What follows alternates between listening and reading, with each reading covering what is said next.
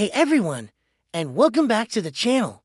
Today, we're carving into a piece of Halloween history that's become so common.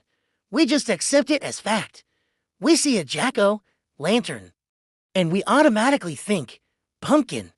It feels like it's always been this way. An ancient tradition set in stone, or well, set in pumpkin rind. But what if I told you that the classic, cheerful orange pumpkin we all know and love is actually a relatively new kid on the block? The real story is older, stranger, and frankly, a lot spookier. The jack-o'-lantern tradition didn't start in a sprawling American pumpkin patch. Its roots dig deep into European folklore, particularly in Ireland and Scotland. Long before pumpkins were even part of the conversation, people there were carving scary faces into vegetables to celebrate the end of the harvest and the thinning of the veil between worlds. But they weren't using pumpkins. They were using what they had, which was often turnips. Sometimes it was rutabagas or even large potatoes. Now, if you've ever seen a carved turnip, you know it's a completely different vibe. Forget the happy, goofy grins we put on pumpkins. Turnips are dense, pale, and have this gnarled, almost ghostly look to them. When you hollow one out, carve a twisted face into its tough flesh, and place a flickering piece of coal or a candle inside, the effect isn't cute. It's genuinely unsettling. It looks like a disembodied head that just floated out of a haunted bog. And that was exactly the point. The original jack-o'-lantern wasn't meant to be a friendly piece of fall decor for your front porch. It was a form of protection, a way to ward off malevolent spirits during a time of year when the supernatural felt a little too close for comfort. These weren't decorations, they were talismans. The name jack-o'-lantern itself is tied to a famous piece of Irish folklore about a character named Stingy Jack. The story has a few different variations, but the core narrative is always the same. Jack was a cunning trickster who, through his cleverness, managed to trap the devil not once, but twice. He only agreed to let the devil go after making him promise never to take his soul. It seemed like a brilliant plan, but it backfired spectacularly. When Jack eventually died, his soul was turned away from heaven because of his sinful, mischievous life.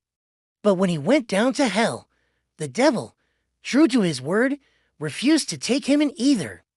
So, Jack was cursed to wander the earth for eternity, stuck in the darkness between the realms of good and evil. To light his way, the devil mockingly tossed him a single burning coal from the fires of hell. Jack placed the coal inside a hollowed-out turnip he had been eating, creating a makeshift lantern. From that day on, he was known as Jack of the Lantern, or jack-o'-lantern. People in Ireland and Scotland started carving their own lanterns with grotesque faces to frighten away Stingy Jack and other wandering spirits that might be roaming the countryside. It was a way of saying, keep moving, nothing to see here.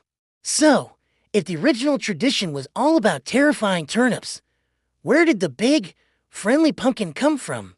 The answer is America. When massive waves of Irish and Scottish immigrants came to the United States in the 19th century, they brought their rich cultural traditions with them, including the practice of carving jack-o'-lanterns. But they quickly discovered that turnips weren't nearly as common or as easy to find in their new home. What was abundant, however, was the pumpkin. For these immigrants, the pumpkin was a game changer. It was the perfect upgrade. First of all, pumpkins were much larger than turnips, giving them a bigger canvas to carve more elaborate and expressive faces. You could create characters, not just creepy little ghouls. Second, they were significantly softer and easier to hollow out. Anyone who's tried to carve a dense turnip will tell you it's a serious workout. Pumpkins, by comparison, were a breeze. And finally, they were native to North America and grew in huge quantities, making them cheap and readily available every autumn. It was a classic case of a tradition adapting to its new environment.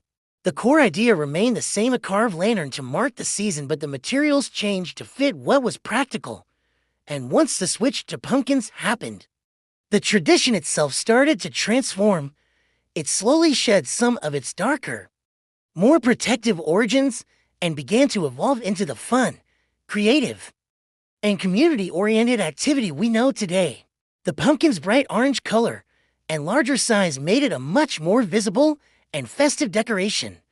It moved from being a single, creepy lantern meant to ward off evil to becoming a centerpiece of autumn celebrations. Entire families could gather to carve pumpkins together. Neighborhoods started competing to see who had the best display. The warm, inviting glow of a pumpkin on a porch step became synonymous with the cozy, welcoming spirit of the American fall season. Think harvest festivals, hayrides, and trick-or-treating.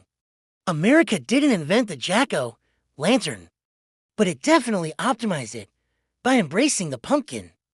It took a very specific piece of European folklore and supercharged it into a national symbol of Halloween.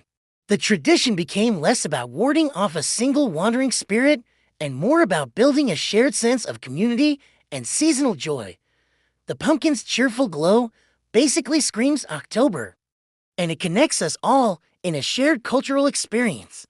And that's what makes this story so fascinating. It shows us that traditions aren't static things frozen in time. They're alive. They travel, they adapt, and they change based on the people who practice them and the world they live in.